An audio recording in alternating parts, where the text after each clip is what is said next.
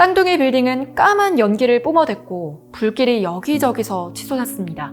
미국 대폭발 테러 사건, 일명 9.11 테러 사건의 시작입니다.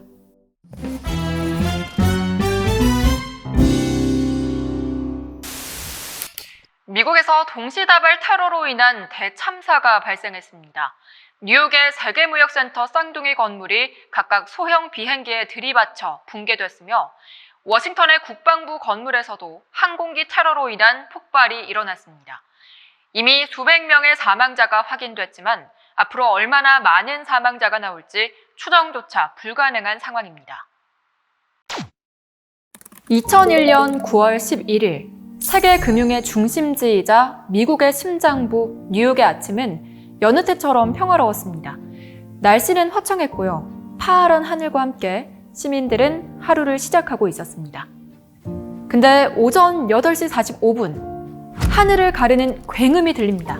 그리고 얼마 안 있어서 비행기 하나가 어떤 건물에 순식간에 충돌합니다. 그 건물은 쌍둥이 빌딩으로 불리는 세계무역센터의 북쪽 건물이었습니다. 그리고 또 몇 분 뒤인 9시 3분에는 또 다른 비행기가 세계무역센터의 남쪽 건물을 들이받습니다. 네, 이게 세계를 경악에 빠뜨린 미국 대폭발 테러 사건, 일명 9.11 테러 사건의 시작입니다.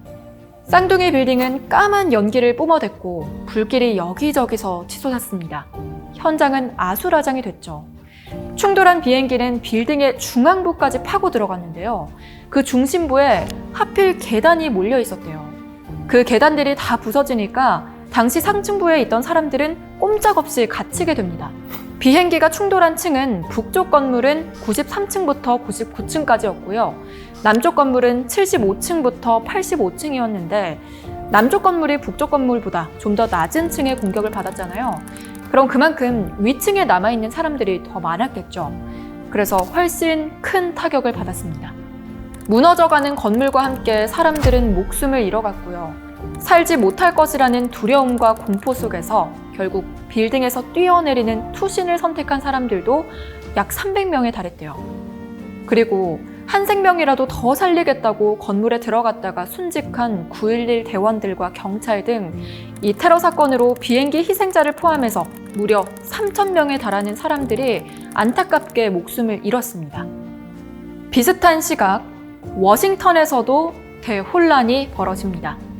워싱턴에서 승객 64명을 태우고 로스앤젤레스로 향하던 아메리칸 항공 제77편이 오전 9시 40분쯤 국방부 건물인 펜타곤에 충돌합니다. 그리고 거기에 타 있던 승객들은 모두 사망합니다. 그렇다면 누가 대체 왜 이런 테러를 벌였을까요? 처음에 세계무역센터 북쪽 건물로 돌진한 비행기는 아메리칸 항공 소속 11편으로 원래는 보스턴에서 출발해서 로스앤젤레스로 갈 계획이었어요. 보스턴과 뉴욕은 가까이에 위치해 있거든요. 비행기로 1시간이면 도착할 정도인데 이 비행기는 대륙을 횡단해서 반대쪽으로 가야 하는 로스앤젤레스행 비행기였잖아요. 장거리를 가야 하니까 그만큼 연료가 많이 실려 있었겠죠? 바로 이게 범죄의 표적이 됐습니다.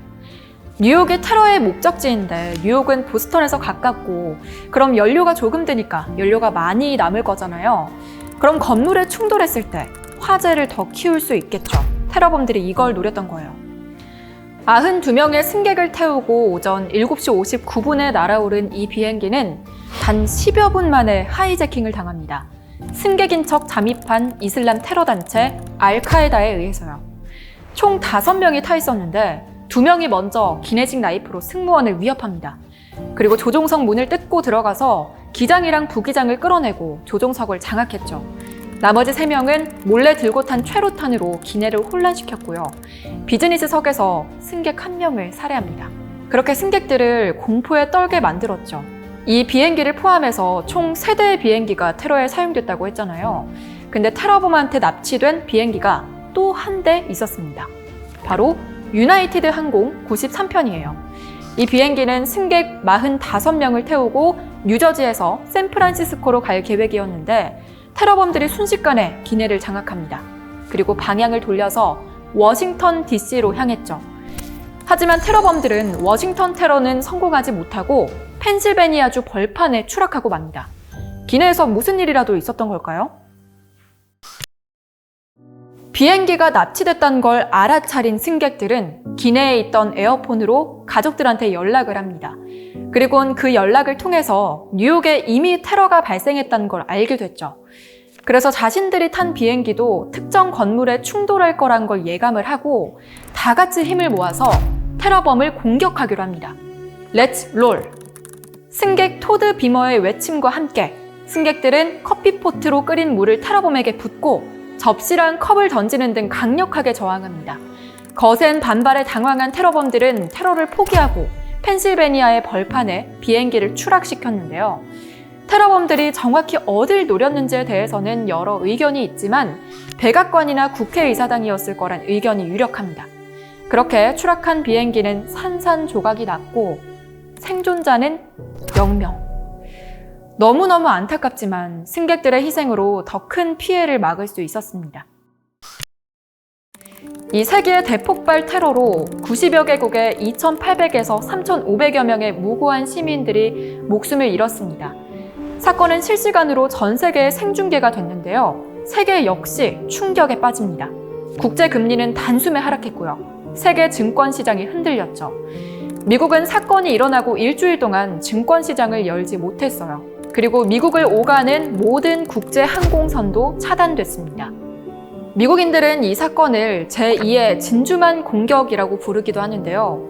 미국이 건국되고 나서 미국의 중심부가 외부의 공격을 받은 건 이때가 처음이었어요. 납치당한 4대의 비행기에는 각각 3명에서 5명의 테러범들이 탔을 걸로 추정됩니다.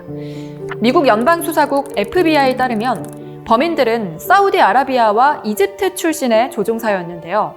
미국은 사우디아라비아 출신 국제 테러리스트인 오사마 빈 라덴이랑 그의 추종 조직인 알카에다를 주요 용의자로 간주하고 팔레스타인 해방기구 산하의 무장 조직인 하마스, 이슬람 원리주의 기구인 지하드, 레바논의 헤즈볼라 등 다른 이슬람 테러 조직들도 관여했을 것으로 보고 있습니다.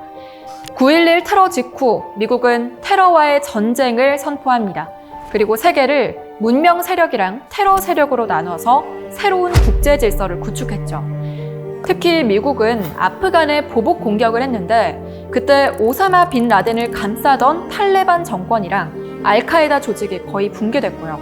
빈 라덴은 2011년에 미군에 의해 사살됩니다.